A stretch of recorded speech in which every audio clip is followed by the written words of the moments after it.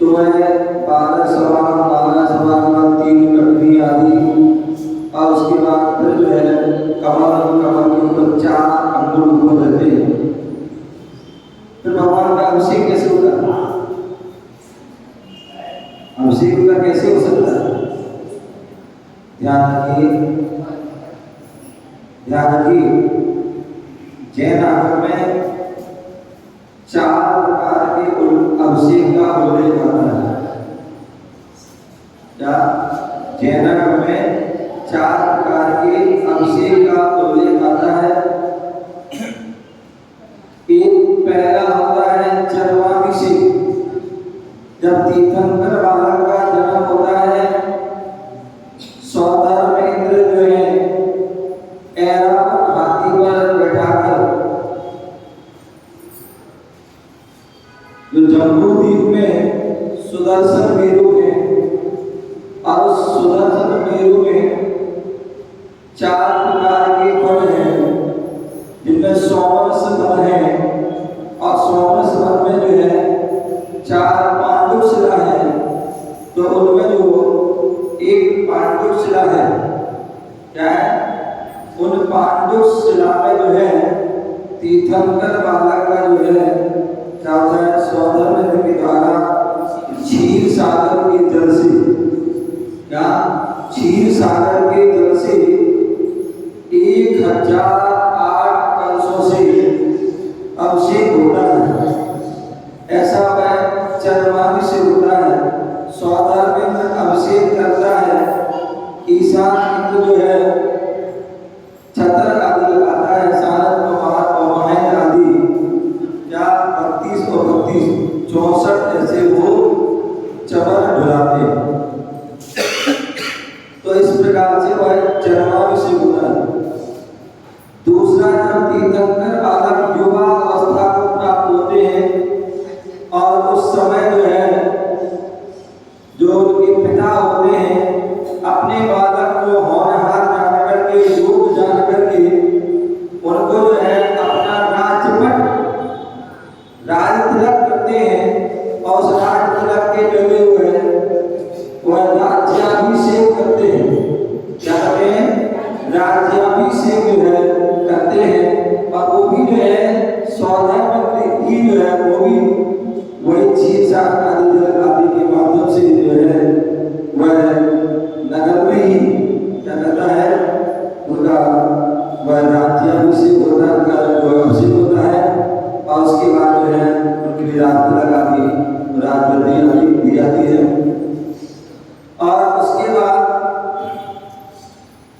तीसरा जो है अभिषेक होता है जब तीर्थंकर के लिए वह कहते हैं कि नियोग है, जो 24 तीर्थंकर गृहस्थ अवस्था से निकलते हैं, मतलब शादीशुदा होते हैं।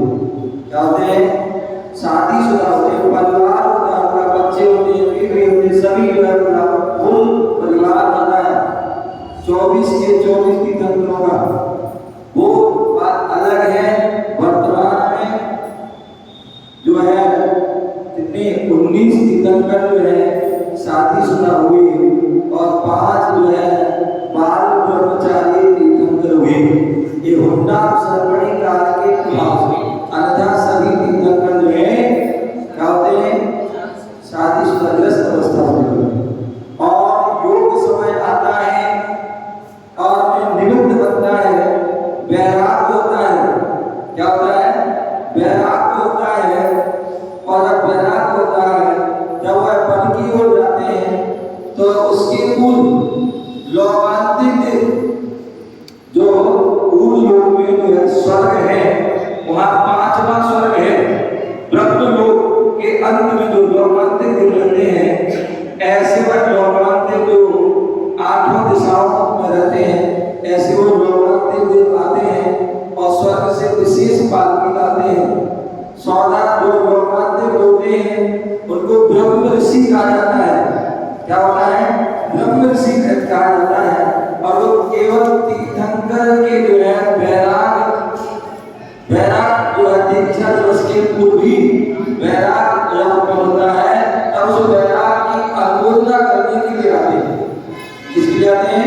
बैराग की अनुमोदना करने के लिए आते हैं। और वो बैराग की अनुमोदना करते हैं, उसका कहते हैं जो बैराग धारण करता है, जो बैराग की अनुमोदना करता है और जिसके माध्यम से बैराग होता है, वो सभी पुण्यशाली जीव होते हैं। और एक कारण के लोग कीर्तन करके बैराग में अनुमोदना करने आते हैं। क्या कहते हैं? अनुमोदना करने आते हैं। उनको इतना साथी से पुण्य का आनंद होता है कि अगला भाव का मनुष्य का धारण करते हैं और मुनि बन करके तपस्या करके उसी भाव से मोक्ष चले जाते हैं।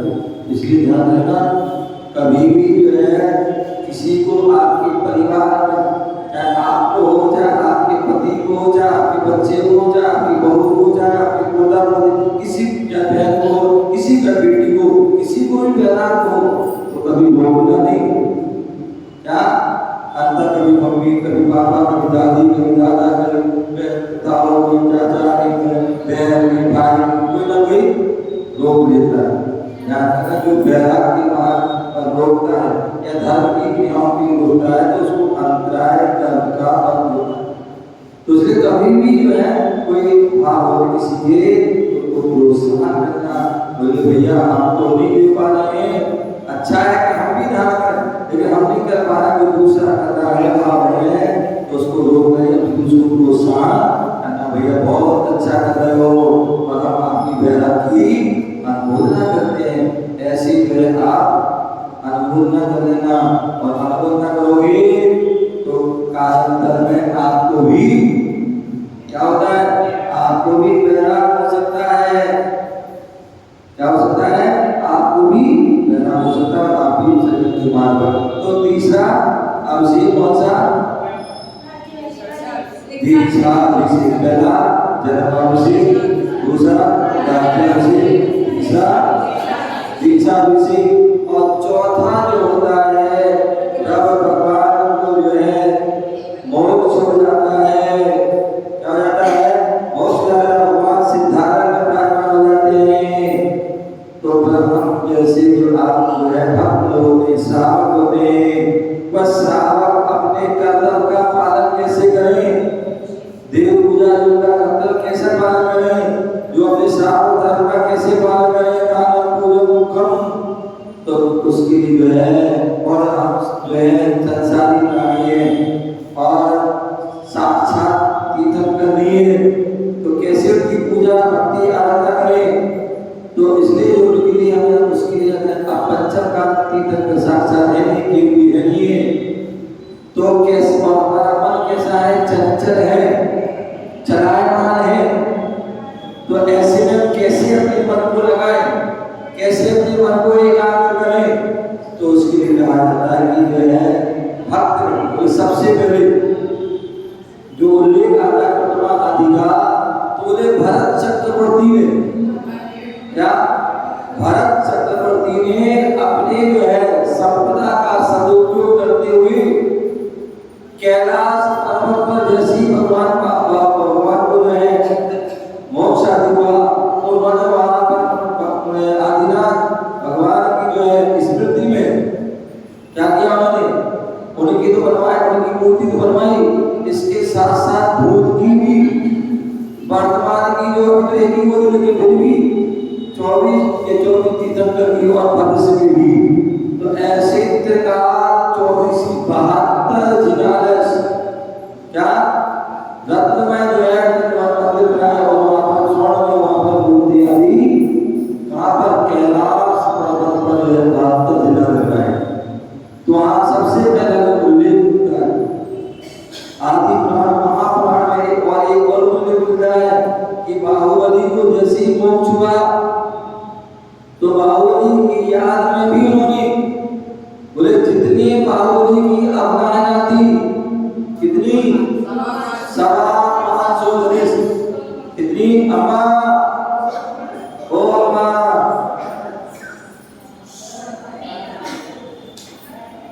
अम्मा है ना जहाँ बेटा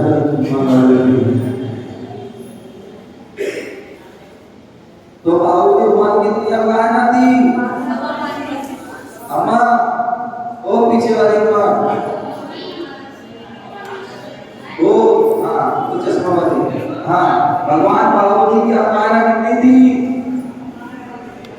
बाहुबली भगवान कितने ऊंचे थे? ऐसी बात नहीं सुनाई थी, बहुत सुनाई थी। अभी बातें करेंगे, सब सुनी थी। हैं? क्या कह रही हो? सत्ता तो मूर्ति है। अब आया पूछ रहा हूँ, कितनी है? 550 धनुष। कितनी? 550 धनुष ऊंची अवलाद थी, उतनी ही ऊंची भरत चक्रवर्ती ने प्रतिमा बनवाई थी। ऐसा महापुराण आदि में उल्लेख मिलता है। जैसी की मूर्ति थी वैसी वैसी, तो एक मूर्ति का उल्लेख मिलता, तो ऐसी मूर्ति बनाई जाती है। और जब हम सम्यक दर्शन की चर्चा होती है तो वहां पर उल्लेख आता है कि भगवान की प्रतिमा को देख करके भी, मंदिर को देख करके भी, जिनालय को, जिनबिंब को देखकर विशाल जिनबिंब, इसलिए कहा जाता है विशाल जिनबिंब बनना चाहिए, विशाल मंदिर बनना चाहिए, जिससे कि क्या हो, देख करके व्यक्ति को सम्यक दर्शन हो। तो ऐसा विशाल जिनबिंब का उल्लेख मिलता है। तो इसलिए जो है, जब जिनबिंब होते हैं तो वहां उनका अभिषेक भी होता है। आपने सुना होगा कि जब चौमुंडा राय ने अपनी मां की इच्छा की पूर्ति के लिए, जब उन्होंने बाहुबली भगवान की जो है गोमटेश बाहुबली के नाम से जो प्रतिमा बनवाई, जिनके नाम से पूरे नगर का नाम हो गया गोमटेश्वर, ऐसी जब प्रतिमा बनवाई, प्रतिमा जब बन करके तैयार हुई तो उसका मस्तकाभिषेक का और सबने मस्तकाभिषेक किया, खूब धर्म प्रभावना हुई। और तब से आज तक है वो परंपरा आज भी चल रही, प्रतिमा अभिषेक पहले भी कही हुई और अब भी जो है 12 साल में आज भी मस्तकाभिषेक पूरी दुनिया का जो आधा चैन थे निकल जाते हैं, इतनी प्रभावना होती है। तो ये जो है क्या है, प्रतिमा अभिषेक, उससे धर्म की प्रभावना होती है, आत्म प्रभावना होती है।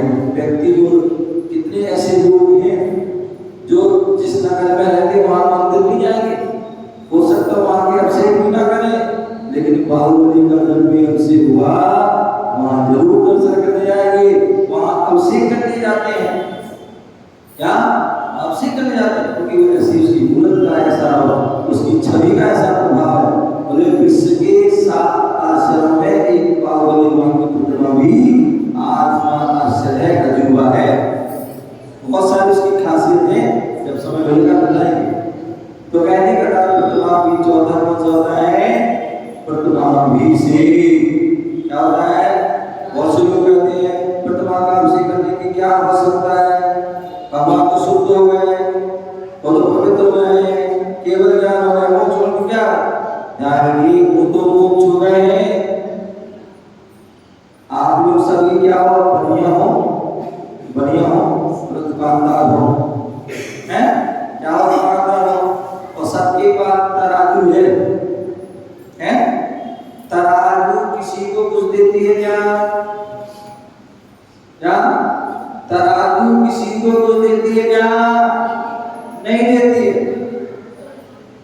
क्या तराजू किसी को कुछ नहीं देती है, लेकिन तराजू के माध्यम से सबको सब मिल जाता है। क्या तराजू किसी को कुछ नहीं देती है, लेकिन तराजू के माध्यम से सब कुछ मिल जाता है। उसी प्रकार भगवान भी कुछ नहीं देते हैं, लेकिन जो भगवान की भक्ति करता है तो अपने आप सब कुछ मिल जाता है। तो बोले भगवान का अभिषेक इसलिए करते हैं, उनको शुद्ध करने के लिए। बहुत से लोग होते ना, वो कहते यदि मैं कल मंदिर ना जाऊं ना, यदि मैं अभिषेक ना करूं तो भगवान अशुद्ध हो जाएंगे। ध्यान रखना, ये उनकी भूल होती है, ये अभिमान छोड़ देना कि हम नहीं आएंगे तो जो है वो शादी के बाद उनको नहीं कह दिया सर, क्या कहना नहीं बिल्कुल। क्या हम उन पर कोई वो नहीं कर रहे हैं, उनको हम शुद्ध कर रहे हैं, पवित्र कर रहे हैं। आप ये तो उनके माध्यम से, क्या उनके माध्यम से, उनके अभिषेक के माध्यम से अपने परिणामों को हम शुद्ध कर रहे हैं, अपने वचनों को शुद्ध कर रहे हैं, अपने मन को शुद्ध कर रहे हैं और अपने जन्म को भी शुद्ध करने लगे। तो इसलिए हम भगवान का जो है क्या करते हैं, उस उत्तमा का जो है अभिषेक इसलिए करते हैं कि उनके माध्यम से हमारे कर्म धुल जाए। क्या हो जाए? धुल जाए। बहुत से कहते हैं हम तो इसलिए अभिषेक करते हैं उनकी गंदगी दूर हो जाए, धूल दूर हो जाए, हैं? उन्होंने तो अपने कर्मों की धूल हटा दी है, ये बाहरी धूल से कोई मतलब नहीं है। अगर हटाना है तो उनके माध्यम से अपनी धूल हटाने के लिए करना, ठीक है ना। तो इसलिए प्रतिमान से इसलिए किया जाता है, ठीक है ना। तो इस बात का हमें ध्यान रखना है।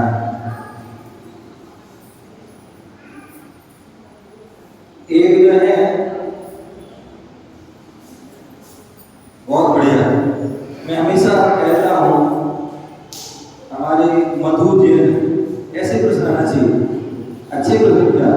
और मैं तो कहता हूँ प्रत्येक व्यक्ति को आपके अंदर, मुझे पता है इतनी जिज्ञासा है, इतनी जिज्ञासा है कि यदि आपको जो है छूट मिल जाए ना तो 4 महीना का समय भी कम हो जाए, लेकिन आप पता नहीं क्यों आप भयभीत रहते हैं, डरे हुए रहते हैं, संकोच में रहते हैं, कोई क्या करेगा आगे आगे, तो इसलिए आप नहीं कर पाते।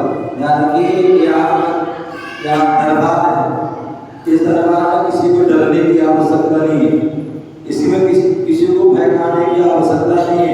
आप बेहिचक होकर के पूछिए और नहीं पूछ पाओ तो पर्ची दे दीजिए, क्या पर्ची दे दीजिए, तो भी आपका जो है वो समाधान हो जाएगा और दुख में चाहो तो दुख में भी हो जाएगा।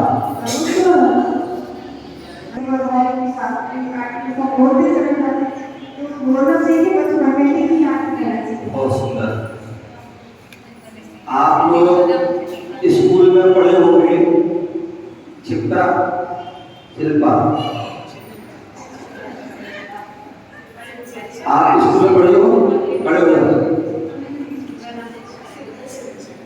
स्कूल में पढ़े हो? आपके लिए गाय का निबंध लिखने को आता है तो क्या लिखती है उसमें? भैंस 4 पैर वाली होती है, पूंछ होती है, काली होती है, ये होती है, वो होती है, ये लिखते क्या? गाय का लिखते ना। उसी प्रकार बैठ जाओ, सावधान रहना। उसी प्रकार आपके लिए हेडिंग दी गई है, क्या दी गई है? हेडिंग दी गई है पंच परमेष्टि की आरती। क्या? पंच परमेष्टि की आरती हेडिंग दी गई है। तो आपको क्या करना है? पंच परमेष्टि कितने होते हैं बताओ है? खड़े हो जाओ, वो आपको भी, वो पीछे वाली बहना ध्यान क्या? हाँ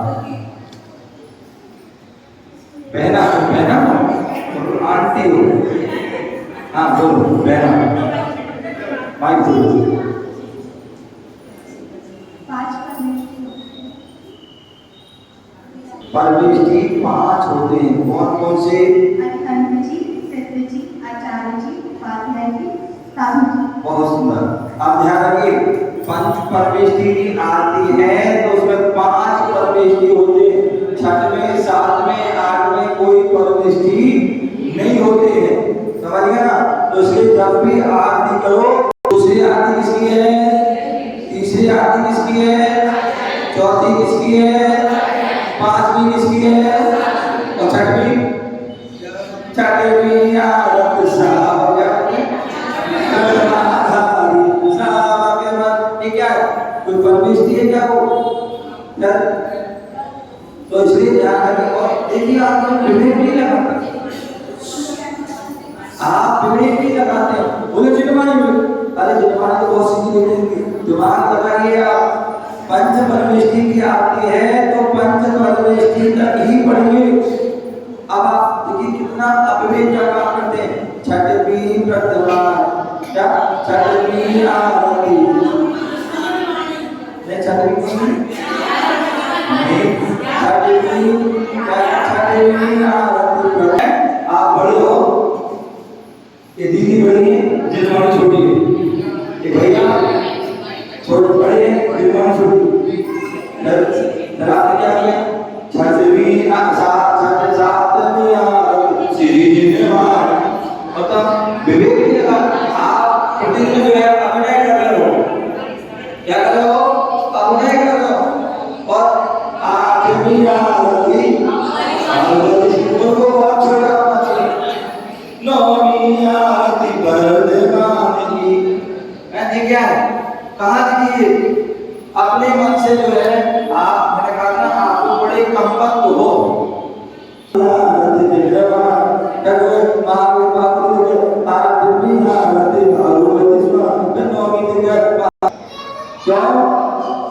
क्योंकि जो है जो मुनि बने थे उसके पहले वो क्या थे?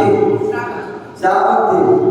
श्रावक तो मुनि कैसे बन पाते? तो पहले मुनि थे, पहले श्रावक थे, तो मुनि के लिए आपने आरती करी, तो मुनि को क्या हुए? उस श्रावक उसमें समाहित हो गए। दूसरी बात जो है, मैंने कहा तो आरती होती है श्रावकों की आरती होती पंच परमेष्टि की होती है हमारे यहाँ, ठीक है ना? तो श्रेष्ठ क्या श्रावक और दूसरा जिनवानी बोली आपने। सातवीं आरती श्री भैया, जिनवानी क्या है? जिनेंद्र भगवान की वाणी की वाणी ना। तो जो पंचपदी में जिनवर नहीं आया क्या है? आठवीं आरती बाहुबली, तो आप बाहुबली कौन है? अनंत परमेष्टि नहीं क्या वो? तो आप उसमें भी तो वो आ गए हैं। नौवीं आरती महावीर स्वामी, तो महावीर स्वामी तो उसमें आए नहीं पंच परमेष्टि में क्या? ये उसे बाहर है। तो ध्यान रखिए, जब भी हम अविवेक का काम करते हैं, और यही कहा है कि आप जिंदगी भर एक काम करते रहते लेकिन फिर भी दुखी रहते, परेशान रहते हो, फिर भी अनेक प्रकार की समस्या। बोले महाराज आप तो पूजा करके आते, दुकान पे गए और हमको बोनी करनी हो। अब बोनी कैसे हो जाए? या नुकसान हो गया, तो इसलिए हो गया, आपने गलती कर दी। तो इसलिए कभी भी जो है ध्यान रखिए, पंच परमेष्टि की आरती है तो वह पांचों परमेष्टि तक ही कीजिए। हाँ, इसके बाद एक बात अलग है, सोने का दीप पूरे की बात, ये तो चलो मान सकते हैं, या संध्या करके आरती कीजिए, अब ये तो मान सकते हैं। लेकिन जो छठवीं सातवीं आठवीं नौवीं ये आरती हमारे यहाँ नहीं होनी चाहिए, ठीक है ना? इस बात का हमें ध्यान रखना।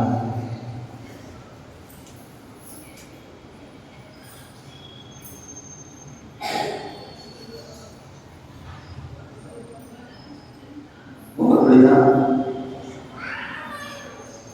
एक जो है प्रश्न आया है, शिल्पा है, शिल्पी है, हाँ,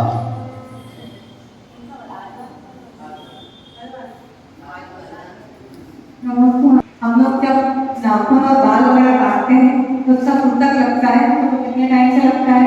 क्या हमको उसमें हिंसा का दोष लगता है? दूसरा, माता जी महाराज जी जो कैसे करते हैं तो उसके उपवास क्यों रखते हैं? और तीसरा, जब भगवान का मोक्ष होता है तो 10 करोड़ केस क्यों सेव करता है? इन्होंने एक साल की जो है बड़ी होशियार, तो बहुत सुंदर बात है। बहुत से लोग जो है विद्वान में रहती है लेकिन बहुत से पूछ नहीं पाते हैं। तो ध्यान रखिए, श्रावक विग्रस्त होता है, वह जब भी बाल कटवाता है या दाढ़ी आदि बनवाता है या नाखून आदि कटवाता है, तो कहते हैं बाल कटवाते हैं तो लगभग 1 दिन का सूत्र लगता है। अब वो चाहे सुबह कटवाओ, चाहे दोपहर में कटवाओ, चाहे शाम को, चाहे रात में, रात गई तो बाद अगले दिन आप जो है पूजा से अधिक कर सकते हो, ठीक है ना? क्या बाल आदि बनवाने पर क्या करोगे? ये जो है चाहे सुबह हो, चाहे दोपहर में हो, चाहे शाम को, चाहे रात में हो, ठीक है ना, वो उस दिन का जो है आपको जो है सूतक रहेगा। अगले दिन सुबह आप जो है अभिषेक पूजन आदि कर सकते हैं। उसी प्रकार जो है दाढ़ी आदि का भी लगभग जो है 6 घंटे आदि का उसका वो रहता है। और नाखून आदि का गुरुदेव बताते थे कम से कम 2 या 3 घंटे का जो है नाखून बनाने पर जो है उस समय धर्म की क्रिया आदि नहीं करना चाहिए। तो इस प्रकार का ऐसा जो है विधान है, तो हमें उसका जो है पालन करना चाहिए। दूसरे जो है साधुगण केशवन करते हैं तो उपवास को करते हैं। साधुओं के 28 गुण होते हैं और 28 गुण में 5 महाव्रत, 5 समिति, 5 दिनलोक, 6 आवश्यक, 7 विशेष। तो जो है पहला गुण है उनका अहिंसा। क्या है? अहिंसा महाव्रत है। और उस अहिंसा महाव्रत के पालन के लिए जो है वह 5 समिति का पालन करते हैं, 5 इंद्रियों का योग भी करते हैं, 7 आवश्यक का भी पालन करते हैं। इसके साथ साथ 7 विशेष गुणों का भी पालन करते हैं। इसके लिए एक अपने महाव्रत के पालन के लिए, ठीक है ना। दूसरी बात जो है जो बाल है, बोले जो है ऐसा उल्लेख करता है कि जो 7 विशेष गुण है उसमें एक केशलोच का विधान है कि साधु जन के लिए उत्कृष्ट 2 महीने, मध्यम 3 महीने और जगत 4 महीने के अंदर अंदर उनको केशवन करना अनिवार्य होता है। यदि 4 महीने से एक दिन फालतू हो जाता है तो जितने दिन फालतू उपवास करना पड़ेगा। तो इसलिए उनको केशवन का, क्यों? क्योंकि जो है बुनियाद कभी स्नान नहीं करते और केश जो है उन केशों में कई बार ज्यादा पसीना आता है कि लगता है मिट्टी लगती है, कुछ भी होता है। तो बाल यदि ज्यादा बड़े होंगे तो उसमें जो है जीव जंतु उत्पन्न हो जाएंगे, लील जुआ आदि हो जाएंगे और उठने बैठने लेटने में घुराने में उन जीवों की प्रार्थना हो सकती है। इसलिए कहते हैं कि 4 माह के अंदर जो है केशवन करना चाहिए और वह केशवन अपने हाथ से करना चाहिए, कैंची आदि से नहीं, उस्त्रे आदि से नहीं, नाई आदि से नहीं करना चाहिए, अपने हाथ से। अथवा अपने हाथ से भी नहीं कर पा रहे तो कोई अन्य साधु संत से भी करा सकते हैं, या जो योग साधक है वो भी करता है तो उसके माध्यम से भी हम करा सकते हैं। लेकिन सबसे अच्छा बात है अपने हाथ से करें। किसी नाई के बुलाकर नाई को नाई से ना करें, कैंची आदि से ना करें। नाई को बुलाओगे, नाऊ को बुलाओगे, नाई को बुलाओगे, खवास को बुलाओगे तो उसको पैसे देना पड़ेंगे और पैसे साधु लगते नहीं। क्या साधु लगते नहीं? क्योंकि उनका परिग्रह का त्याग है और पैसे रखते नहीं तो पैसे उसको देना पड़ेंगे और रखे नहीं तो किसी से मांगना पड़ेंगे। और साधु अयाची वृत्ति वाले होते हैं, साधु अपने लिए कुछ भी मांगते नहीं है। क्या भूखे रहे, प्यासे रहे, कुछ भी रहने के वह मांगते नहीं है। तो ऐसे की अयाची, तो इसलिए वह दूसरा नाई आएगा कैंची से करेगा तो कैंची से जो जीव हो सकता है, जीवों की प्रार्थना हो सकती है। इसलिए वो अपने हाथ से करते हैं और अपने हाथ से केशवन करते हैं तो हमें ऊपर दिख नहीं रहा है। हो सकता है कोई जीव जंतु आकर के बैठ गया हो और उससे रगड़ से जो है जीवों की प्रार्थना हो जाती है। इसलिए मूलाचार आदि ग्रंथों में, भगवत आदि ग्रंथों में आता है कि जिस दिन साधु केशवन करें, केशवन की जो है बात को प्रायश्चित के रूप में उपवास करें। क्या करें? उपवास करें और उस दिन पर उसके बाद प्रतिक्रमण भी करें। क्या करें? उसके बाद प्रतिक्रमण भी करना चाहिए, ठीक है ना। तो इस प्रकार से बात का ध्यान रखना। दूसरी बात बोले जो है जो तीर्थंकर भगवान होते हैं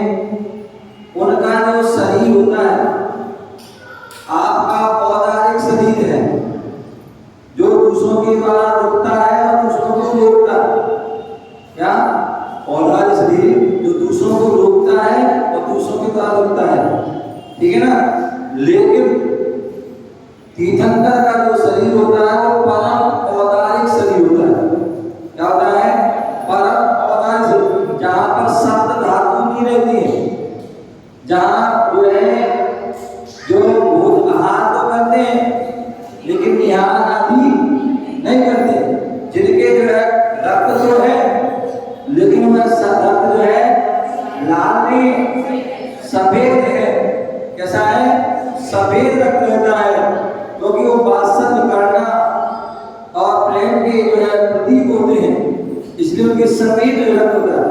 जैसे आपने देखा होगा कि एक स्त्री गर्भवती होती है और गर्भवती होती है तो उसके स्तन में दूध आ जाता है। क्या जाता है? दूध आता है। कहां से आता है? जो रक्त था वो रक्त ही जो क्या होता है, जो लाल था वो सफेद का रूप धारण कर लेता है। क्यों? क्योंकि उस स्त्री को अपने पुत्र संतान की प्रति से विशेष स्नेह विशेष आसन होता है, इसलिए जो वो क्या होता है, लाल का जो सफेद। उसी प्रकार तीर्थंकर भगवान का जो परम औदारिक शरीर होता है, तो इसलिए जब उनको मोक्ष होता है, मोक्ष होती शरीर कब मिलता है? किससे मिलता है? कर्म के कारण। किसके? कर्म के कारण। जब कर्म ही नहीं रहे तो अब शरीर कैसे रहे? तो दो प्रकार के शास्त्रों में विधान है। एक विधान के अनुसार ये है कि जैसे ही जो है आत्मा कर्म होते हैं तो शरीर कपूर की भांति उड़ जाता है, कुछ भी शेष गिरता है। और दूसरा जो है एक विधान होता है कि शरीर जो है जैसे कर्म नष्ट हुए तो जो है सारा कपूर की भांति शरीर उड़ तो जाता है, लेकिन नख और केश शेष रहते हैं, जिसके कारण जो है सौंदर्य उनका फिर जो है अग्नि कुमार देव के माध्यम से उनका जो संस्कार करता है। तो ऐसे दोनों प्रकार के जो है वह शास्त्रों में उल्लेख मिलते हैं, तो ऐसा उसको जानना चाहिए। इस प्रकार से आपका जो है वह समय हुआ संध्या समाधान का और फिर बैठेंगे और आज यहीं पर ओम नमः सिद्धिभ्या। आज की गुरुभक्ति का पहला और आपको बताना है कि जो वर्तमान काल की 24वीं है, प्रधान जी, वर्तमान काल की जो 24वीं है उसमें ऐसे कौन कौन से तीर्थंकर हैं जिनको 7 तीर्थंकरों का नाम बताना है। कितने? 7 तीर्थंकर का नाम, जिनका नाम आ शब्द से प्रारंभ होता है, जिनको आधा बहुत उठाने, जिनका नाम आ शब्द से प्रारंभ होता है, ऐसे 7 तीर्थंकरों के नाम बताना है। कितने? 7 मतलब 7 तीर्थंकरों के नाम बताना है जो आ शब्द से प्रारंभ होते हैं, आ वर्ग से। हाँ, जिनको बताया आप बताओ। नहीं भरत जी कंटिन्यू बताने क्या ये तो आदमी अपने विचार करो और इतना बनाते से तरीका कंटिन्यूएशन बताना है ना। आ शब्द से बताना आप आपको 7 नाम बताना है। आप कैसे करो, आपको किसी वाली कहना।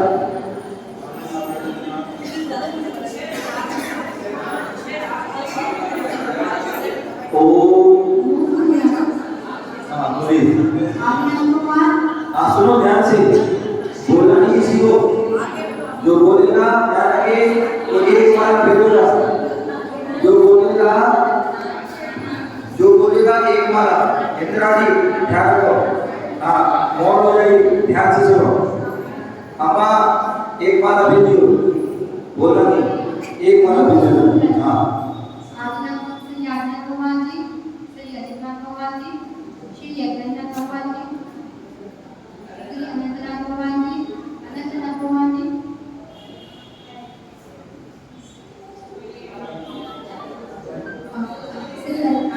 पीछे वाली भाग में एक बार चश्मा वाली बना एक बार अभी श्री आत्मा भगवान जी, श्री अनिरुद्ध भगवान जी, श्री अनिरुद्ध भगवान जी, चौथे श्री अनंतनाथ भगवान जी, श्री हरिनाथ भगवान जी, श्री अतिवीर भगवान जी, साथ में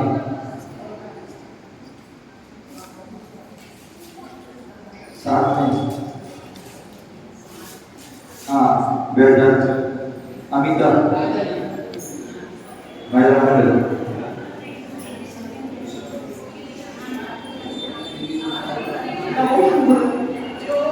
ये नहीं बता पाए तो बताए कि साथ श्री आदिनाथ जी, श्री अजूनाथ जी, श्री अभिनंदननाथ जी, श्री अनंतनाथ जी, श्री अभिनंदननाथ जी, श्री अनंतनाथ जी, श्री आदिनाथ जी, श्री अविष्णुदेवी जी, श्री अविष्णुदेवी जी, श्री अभिवीर जी। बहुत धन्यवाद श्री आदिनाथ जी, श्री अजितनाथ जी, श्री अभिनंदन जी, श्री अनंतनाथ जी, श्री अरहनाथ जी, श्री अविष्णुदेवी और अतिवीर जी। आइए आप जोरदार तालियों से स्वागत करें। ध्यान रखिए कि आपके लिए दिया जा रहा है डेली स्कूल जो दिया है मैं भी गुरु को जो भी अच्छी बात है वो लिखना है, नहीं लाओगे उस दिन जुर्माना लग जाएगा, उस दिन जुर्माना लगेगा जिस दिन जाओगे। हाँ चलिए, आपने बहुत सारे सिद्ध क्षेत्रों के नाम सुने होंगे, जिनको आता है वो हाथ उठाना, जो बातें करेगा आपस में वो अड़ोस पड़ोसी देख लेना, वहां बता देना, उनको एक एक माला का क्लास है, तो इसलिए ध्यान रखना। तो आपको ये बताना है, आपने बहुत सारे सिद्ध क्षेत्रों के नाम सुनोगे। हाँ अम्मा एक माला पहन लेना, पीछे वाली अम्मा चश्मा वाली एक माला पहनना, बगल वाली भी दोनों माला पड़ोस में। हाँ तो आप क्या बोलोगे, आपके लिए बताना है सिद्ध क्षेत्रों के नाम सुने होंगे, उनमें ऐसा कौन सा सिद्ध क्षेत्र है जो एक फूल के नाम से जाना जाता है? फूल फूल हाँ एक छोटी सी पौधा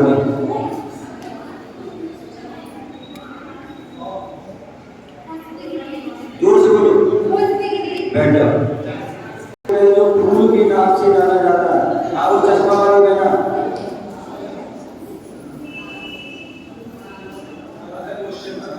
नमोस्तु महाराज जी, श्री चंपापुरी जी, चंपापुरी जी। बहुत सुंदर जोरदार ताली बजाइए। अभी क्या बोला था, दोबारा बोलो, शुरू से क्या बोला था? श्री सिद्ध क्षेत्र चंपापुरी उसके जी। पहले क्या बोला था? नमोस्तु भगवान, क्या बोला है? नमोस्तु मुनिवार।